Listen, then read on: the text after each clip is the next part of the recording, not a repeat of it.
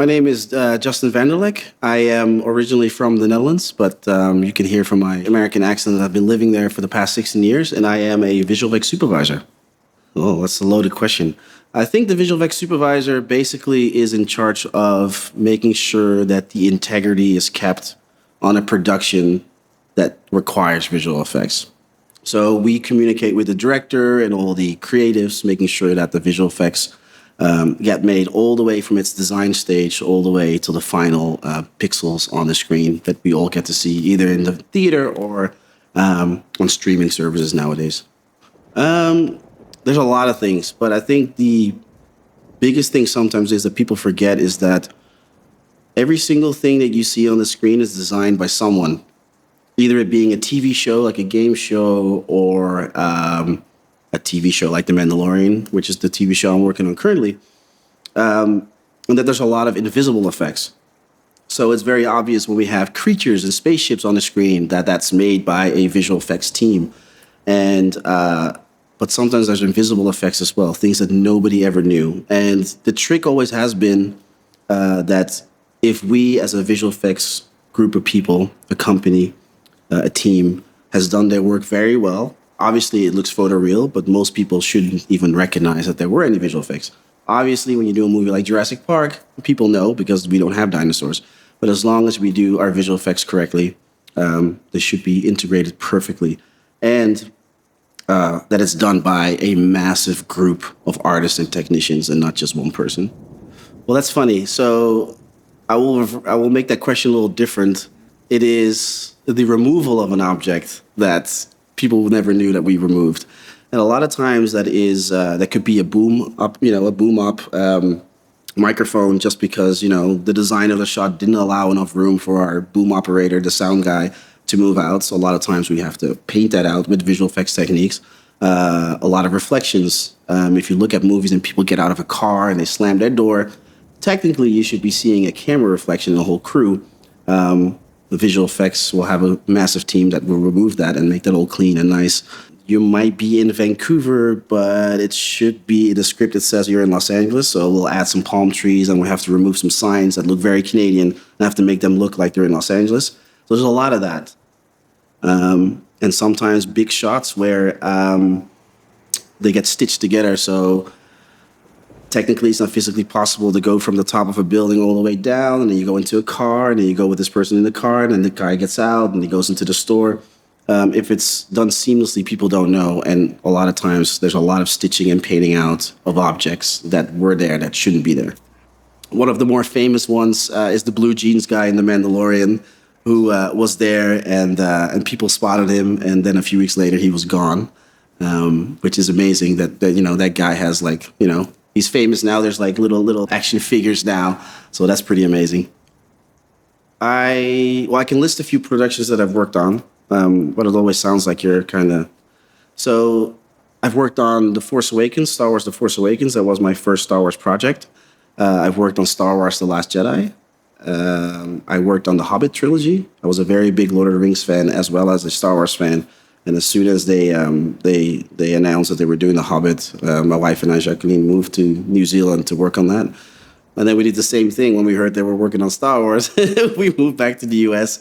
to hopefully find a job and work on those productions as well. But I've also done many Marvel movies, Avengers, the first Avengers movies, Avengers Endgame. I did the shot. Oh, that's a spoiler. Should I say that? Maybe people haven't seen Endgame yet, so let me reserve that. But it's a big shot at the end of the movie. But also, Black Widow is one of the more recent ones from Marvel. And now I'm working on the Mandalorian franchise. 16 years ago, Jacqueline and I basically really wanted to work in the film industry. And we wanted to do the big stuff, the Hollywood stuff. And with about 3 months worth of money to survive in our bank account, we went to Los Angeles and looked for work, physically, actively looked for a job. And long story short, we managed to get a gig there and later on get a visa. And then it was only meant to be for 18 months. And we were totally fine by that. We were like, we're Dutchies. We're very simple people. If we do one production, we'll be fine. We'll go back to the Netherlands. And now here we are 16 years later. And I think we are in the luxury position right now where we get asked versus having to really look for work, which is amazing, and we're very fortunate to have that. I love Playgrounds. This is my third time being at Playgrounds. I think one of the first ones I've done or I was a part of was maybe 2010. Then I came back 2017, and now here we are again, which is kind of cool because if you put them together, you kind of see the evolution of me as an artist and as a person. If I look back at the presentations that I did in the past, they're very simple and very enthusiastic, and so it all comes from a good place. I've asked myself that as well, because when I was younger, that was the end goal, because it sounds like the visual effects supervisor is kind of like the director of the visual effects. It's like it's a big position. But I've noticed that you don't become a visual effects supervisor, you grow into it, and it needs to be something that you eventually kind of just evolve into. If you're very focused on wanting to become that specifically, I don't think you'll have an easy time becoming that. And I know this from experience because that's what I wanted to be 16 years ago. And as soon as I let go of that goal and just be like, you know what, it's about the journey of doing all this great work and building up all this experience. And if that experience leads you into becoming this all-round artist with all this baggage and experience, and it lends itself well to become that guy or girl that becomes a visual effects supervisor, which means you have this whole army of the most talented people behind you. If that's in the books for you, then that's what it is. And that's basically what happened to me. Yep. Three things for me. It all started with Star Wars, the original Star Wars. My grandmother had the biggest movie collection. She had the Star Wars movies, and that's where I saw Star Wars for the first time. That created an obsession of trying to figure out how they created these visuals. And not specifically visual effects, but just how did they make these visuals. Then it gave me an extra kick in the butt when I saw Jurassic Park, when that was the first movie where they used extensive CGI. And I was like, holy crap, this is amazing. This is literally wizardry. Like, this is magic on the screen. And after Jurassic Park, at a very young age, I decided that I wanted to do this as a profession, which is crazy back in that time, and being a Dutch person from Nieuwegein, a little suburb in Utrecht. But then what solidified it for me is watching Lord of the Rings when that came out. And that was the eureka moment for me, which meant that's my career. This is what I want to do. And this is for sure where I want to go. The volume is basically like a 290-degree oval space that is completely, covered with LED panels. It's amazing. It's the most revolutionary thing that I have ever been involved in. And it's so gratifying being on set and being in the volume and seeing everybody react and respond to what's there. In the past, a lot of the productions, when there is big special effects, visual effects, everybody knows the green screen and the blue screen stages. Now, that is still a very viable option, except that you have to have a very strong imagination as an actor, as a director, as a DP, cinematographer, to know what's going to be behind that blue screen. And with stagecraft and the volume now, you don't have to imagine. Everything gets made beforehand. Everybody is involved that needs to be involved. And by the time you're on set, you're actually shooting in this environment, which could be an ice planet, you could be in space. And the quality of the work just, elevates itself so much because you're in a space that also has the correct lighting. Like, you're actually being lit by the LED volume as well. And it's I still can't believe that this is what I'm doing as a job. I think the work has stayed the same, except that we are back at the creative table way earlier. So back in the day, as a visual effects artist, you inherit a lot of work. You're involved, depending on the production, but you're involved a little bit later. We send our team out to shoot the material. The material comes back, we put it together, and then there's a lot of question marks still because a lot of the designs are still being found in post-production, which is great. A lot of directors work that way. However, now with this technique, the virtual production LED stages, the best way to make that work is to make your decision beforehand. But you get everybody involved. You get the cinematographer involved who gets excited about it, the director, the set decorators, the props people. The production designer is a very strong component of that whole thing and a big captain of the ship that basically leads that charge. We all get to experience and figure things out before we go on set. And, 99% of the question marks have been solved. And that's what has shifted for us as far as our working methodology. we call that the Trinity, the Holy Trinity now. We work very closely together in pre-production, trying to find out what the aesthetic is going to be of this environment or this ship. And then when we're on set, my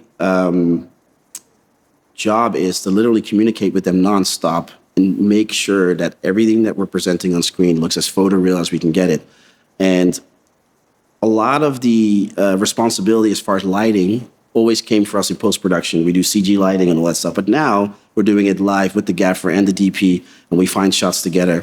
And it's super exciting to see because the cinematographer and gaffer just start to really embrace this technology, but also start to learn our language as well as we get to learn their language. So it becomes this really cool synergy and crazy creative, melange of all this stuff. With Stagecraft, which is our proprietary workflow and tool set that we use, they have the power in their own hands as well. So, of course, we support that and we help out, but the gaffer is well-versed enough in this technology that they have an iPad and change lights with us, and we communicate saying, oh, that's not so good for us because that basically exposes the scene. Let's not do that. Let's do this instead. But they are so streamlined with the technology already, especially on our shows, that, it all works hand in hand now. But I think what's very exciting for people getting into this space now is that we're not as restricted anymore by technology, which is funny because this is a very big technological leap. But we always have found ourselves in the history of visual effects that we always had restrictions. However, those restrictions always create really beautiful things like Jurassic Park, because the reason why it still holds up is because we had restrictions. But now, with this technology, we get to do this from home. Like, everyone can download a real-time engine and work with that. And I would say be as creative as you want to be, and don't be afraid of this whole new wall of technology and the whole wave of technology. Because at the end of the day, and I see that with myself as well, it all comes back to the art form. And the art form is shot design and story and storytelling and, all of those things combined. And now we just have a new tool set. We can do it in real time, which is amazing. I hope that I would have the noble profession of being a teacher. Because I do still feel like if everything fails and if everything goes wrong, that's something that I would love to do. And before I did visual effects, I was a professional dancer for a while. So you might not be able to see that anymore in this new multiverse body. But yes, that's what I used to do. So, and that's basically how I saved up my money to go to school and how I saved up my money to go to the US. And I made a conscious decision quitting that industry because I wanted to focus on the other art form. But who knows, maybe if, in this other timeline, if nothing worked out, I might have still been, doing dance shows and teaching dance. You got a cough? Go ahead, cough. She's been holding in her cough. Oh, I have an example, actually. I have a physical example of a movie that I worked on. Is that okay? So I worked on this movie called G.I. Joe. And I built there's this physical building that is in Berlin, and we needed to create a digital version of that building. I created the whole thing, and the thing that was missing within that scene was background people. So as a temporary solution, we put up a little blue screen at the studio, and we were running around ourselves, and just to fill in the background. And we were having fun because this Berlin building, again, was meant to be somewhere in Paris, in France. So as a joke, we bought some baguettes and we were running around with croissants and baguettes. And that was meant to be replaced by actual professionally shot background people. And that never happened. So you see us in the background of the movie. And I think the filmmakers were like, well, that's good enough. Let's just keep that, which was never the intention. Oh, yeah. Yeah, and there's another one, well, which wasn't quite a mistake, but it was funny. Somebody was trying to I was working at Industrial Light and Magic on a movie called Turtles. And we were at a little social get-together at ILM, and one friend of mine wanted to make a joke and wanted to make fun of me, saying to everybody there, oh, ha, Justin used to be a breakdancer, ha. And then the producer of the movie said, really? You were a breakdancer? We actually need a scene in Turtles where there's a breakdancing turtle. What are you doing tomorrow? And they hoist me into a motion capture suit and they shot me for 2 weeks, and I'm dancing Michelangelo in the first Turtles movie. Pretty awesome. That's pretty crazy, right? And nobody knows. Nobody knows.